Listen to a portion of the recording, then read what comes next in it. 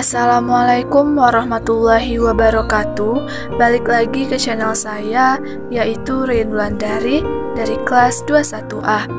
Di video kali ini saya akan membahas hubungan intertekstual antara film dan novel Ayat-Ayat Cinta karya Habibur Rahman El-Shirazi. Nah, sebelum masuk ke pembahasannya, kita harus tahu dulu apa itu intertekstual. Jadi, kajian intertekstual dimaksudkan sebagai kajian terhadap sejumlah teks yang diduga mempunyai bentuk hubungan tertentu, seperti hubungan unsur-unsur intrinsik, seperti ide, gagasan, peristiwa, plot, penokohan, gaya bahasa, dan lainnya di antara teks yang dikaji. Nurgiantoro, 1995, halaman 50. Dengan mempergunakan teori intertekstual, penelitian ini akan menganalisis bentuk transformasi dari bentuk novel ke bentuk film. Menurut Ratna, tahun 2005 halaman 221 sampai 222, teori intertekstual menganggap segala sesuatu sebagai teks. Analisis dalam penelitian ini mengangkat film yang mengambil sumber dari novel. Dengan perubahan bentuk tersebut, dapat diketahui pula fungsi perubahan yang dilakukan sebagai hasil interpretasi dari kerja intertekstual. Melalui perubahan fungsi tersebut, keutuhan makna dari suatu karya, baik novel maupun film, dapat tercapai. Film Ayat-Ayat Cinta merupakan film bertema religi yang disutradarai oleh Hanung Bramantyo. Film garapan MD Entertainment ini merupakan pengadaptasian dari novel berjudul sama karya Habibur Rahman El-Shirazi. Film yang tayang perdana pada 28 Februari 2008 ini juga dibintangi aktor dan aktris papan atas Indonesia seperti Fedi Nuril, Rianti Cartwright, Karissa Putri, Zaskia Adiameka, dan Melanie Putri. Analisis struktur yang dibahas difokuskan pada alur, tokoh dan penokohan, dan setting. Pemfokusan pembahasan struktur pada ketiga hal tersebut didasarkan pada aspek kearjenan dalam menentukan struktur fungsi novel dan film Ayat-Ayat Cinta. Baik, yang pertama kita akan membahas alur. Setiap cerita pasti mempunyai plot yang merupakan kesatuan tindak. Plot merupakan unsur fiksi yang penting. Dalam film, plot yang digunakan adalah flashback atau regresif. Urutan kejadian yang dikisahkan dalam novel ini tidak bersifat kronologis. Cerita diawali dari masa kini, kemudian berbalik ke masa lalu, dan kembali lagi ke masa kini. Hal ini berbeda jika dibandingkan dalam novelnya yang mempunyai plot cenderung berurutan. Alur dalam film dan novel, keduanya menunjukkan hal yang tidak berlawanan. Film yang diterbitkan belakangan setelah novel sepertinya mengikuti secara tekstual jalan cerita dan jalan peristiwa-peristiwa dalam novelnya. Hal inilah yang menyebabkan tidak ada perbedaan yang signifikan di antara keduanya. Dalam novel, penguraian kata-kata di beberapa peristiwa tidak bisa ditampilkan dalam novel sehingga bisa dikatakan bahwa dalam film mengalami pengurangan beberapa peristiwa dan dialog tertentu. Namun hal ini tidak mengubah secara keseluruhan alur film. Alur keduanya secara umum adalah sama, hanya beberapa peristiwa yang letaknya ditempatkan di posisi yang berlainan. Penambahan dalam novel disebabkan karena pemaparan dalam novel harus lebih detail dibandingkan film. Selain itu, dalam film terbatas durasi waktu, biaya, sehingga peristiwa dibuat seefektif mungkin dan dipilih sesuai dengan peristiwa penting yang diinginkan. Yang kedua, itu ada tokoh dan penokohan.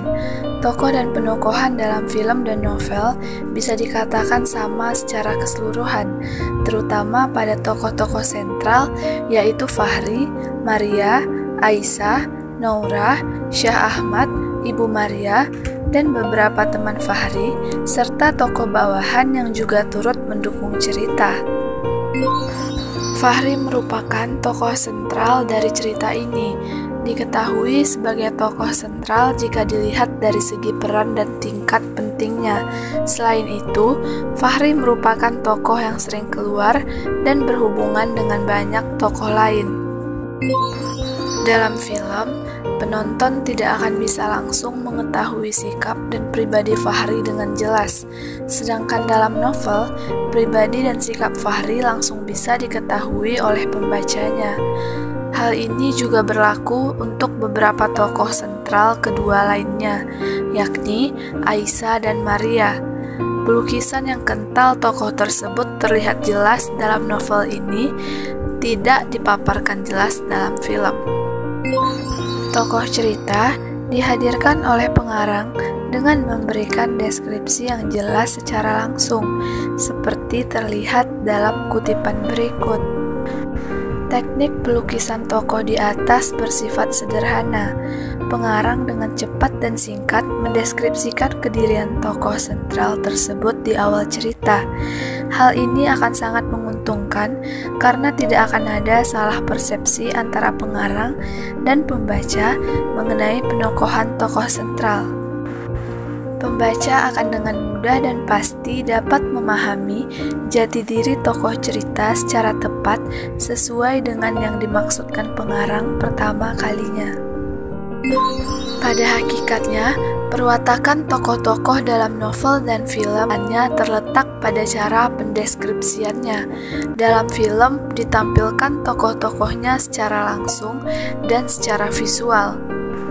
Dengan demikian, penokohan secara analitik atau langsung yang dikenal dalam novel tidak dikenal dalam film, sebab tokoh-tokoh dalam film tidaklah dibangun dengan kata-kata, melainkan tokoh itu langsung hadir di hadapan penonton film dengan pertolongan gambar-gambar yang bergerak berkelanjutan di layar putih.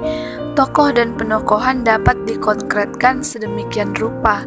Dari penampilan tokoh film secara visual itulah penonton mengetahui watak, sikap-sikap, dan kecenderungan-kecenderungan sang tokoh. Selain hal tersebut, beberapa tokoh dalam novel dan film secara keseluruhan tidak mengandung perbedaan yang mencolok. Keduanya memaparkan tokoh dan penokohan secara sama, meskipun teknik pelukisan tokoh-tokohnya dilakukan berbeda. Namun, hal tersebut tidak secara signifikan membedakan tokoh dan penokohan dalam novel dan film Ayat-Ayat Cinta ini. Dan yang ketiga, itu setting. Sebuah kejadian atau peristiwa tentu saja terjadi pada tempat tertentu, waktu, dan kurun waktu tertentu. Pendek kata, latar adalah tempat berpijak atau bertumpunya cerita, alur, dan tokoh-tokoh novel. Latar dalam film dan novel Ayat-Ayat Cinta secara umum terjadi di Mesir, sebuah negara dengan universitas tertua di dalamnya, yakni Universitas Al-Azhar. Tokoh utama novel ini diceritakan sedang menempuh studi S2 di Mesir. Di kota inilah kisah perjalanan manusia dalam mendapatkan cita dan cintanya berlangsung. Menurut hemat peneliti, hal yang paling kuat dalam novel Ayat-Ayat Cinta adalah latar. Secara keseluruhan, latar dalam novel Ayat-Ayat Cinta dapat membangkitkan suasana tersendiri. Di bawah ini, kutipan yang menggambarkan latar dengan penceritaan yang terasa hidup. Kelebihan dari film ini adalah penggarapan settingnya yang dilakukan di Mesir, sehingga kesan yang didapatkan di novel dihadirkan secara langsung di film. Demikian juga misalnya dengan sorakan penonton dan histerisnya ketika menyaksikan pernikahan Fahri dan Aisyah dalam novel akan terasa hidup dengan penggambaran objek nyata melalui visual gerak dalam film. Hal yang perlu ditekankan dalam film Ayat-Ayat Cinta adalah film tersebut diangkat dari novel yang sebelumnya memang sudah menempati rating tinggi. Dengan kata lain, novel Ayat-Ayat Cinta sudah menjadi novel bestseller. Namun yang perlu dicatat adalah film Ayat-Ayat Cinta menjadi film yang dianggap tidak membosankan. Baik, kesimpulan yang didapat berdasarkan uraian tersebut adalah novel dan film Ayat-Ayat Cinta mempunyai beberapa perbedaan.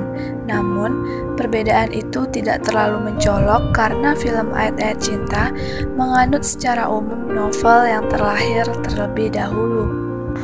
Hal itu dapat dilihat dari alur penceritaan. Dalam film, ada beberapa peristiwa yang ditambahkan dan dibalik posisinya. Peristiwa yang satu mendahului peristiwa yang lain. Selain itu, dialog juga diperkuat untuk menciptakan efek latar. Tokoh dan penokohan keduanya juga hampir sama.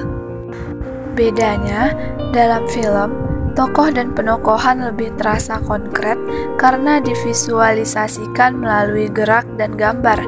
Begitu juga dengan setting kejadian. Antara film dan novel mempunyai perbedaan yang keduanya mempunyai kelebihan masing-masing. Baik, sekian yang dapat saya sampaikan. Apabila ada kesalahan mohon dimaafkan dan tunggu video-video berikutnya. Akhir kata, wassalamualaikum warahmatullahi wabarakatuh.